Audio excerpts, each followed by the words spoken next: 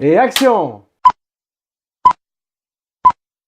Bonjour à tous et bienvenue sur Mediashow pour cette nouvelle vidéo sur la rubrique Le ciné, c'est pas sorcier. Et aujourd'hui, intéressons-nous à un mécanisme de mise en scène très répandu dans le cinéma, le travelling. Mais Ludovic, c'est quoi le travelling? Eh bien, découvrons-le tout de suite dans cette nouvelle vidéo.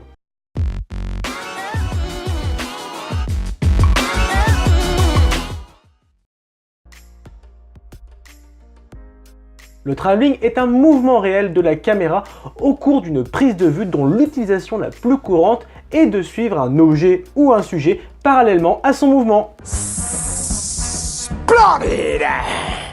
On peut également utiliser ce procédé afin de se rapprocher ou de s'éloigner de cet objet ou de ce sujet, mais également de le révéler sous un autre angle. Donc, qui dit travelling dit forcément mouvement de la caméra. Autrement dit, le zoom n'est pas un travelling. Et de nos jours, c'est un mouvement de mise en scène que l'on retrouve quasiment dans chaque film tant il est commun. Et il correspond souvent à l'utilisation d'un chariot ou d'un rail, même si les techniques ont désormais évolué, comme l'utilisation de la dolly, qui est une petite voiture sympa, mais encore tout objet qui roule et qui est un peu près stable, comme une voiture, un skateboard, un drone et j'en passe. Certains travelling sont d'ailleurs devenus extrêmement cultes et marqué l'histoire du cinéma.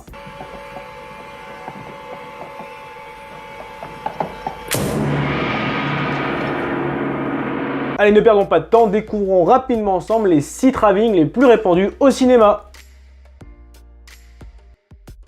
Le travelling latéral ou horizontal est un mouvement généralement effectué de gauche à droite et qui permet de dévoiler progressivement un décor ou encore les personnages d'une séquence.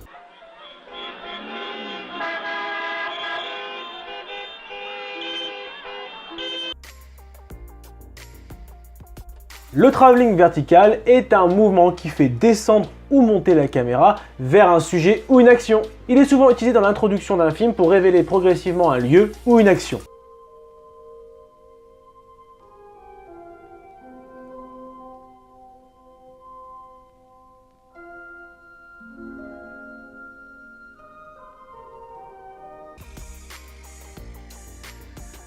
Le travelling circulaire est un mouvement qui se déroule autour de l'action. Il peut transmettre l'idée d'un mouvement, le dynamisme d'une scène ou encore le changement d'ambiance.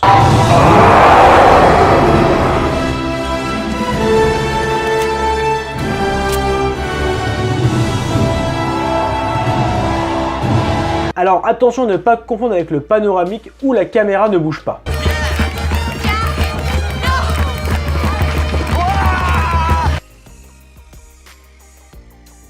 Avec un travelling avant, la caméra s'approche d'un sujet ou d'un objet. Et comme vous l'aurez compris, au fur et à mesure du rapprochement, le champ de vision diminue. Et pour la plupart du temps, ce travelling est utilisé pour souligner un changement dans l'histoire ou vis-à-vis d'un personnage.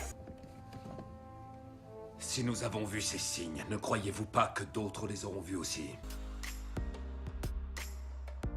Alors si on en croit la logique, le travelling arrière est l'inverse du travelling avant. Et il est souvent très utile pour montrer les émotions d'un personnage qui se déplace.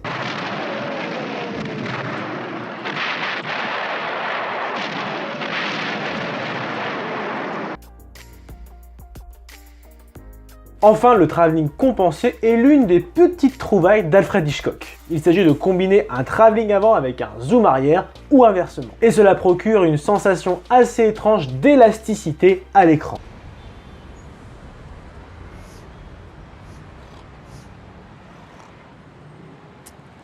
Et voilà, le travelling n'a plus de secret pour toi et tu vas pouvoir te la raconter auprès de tes amis.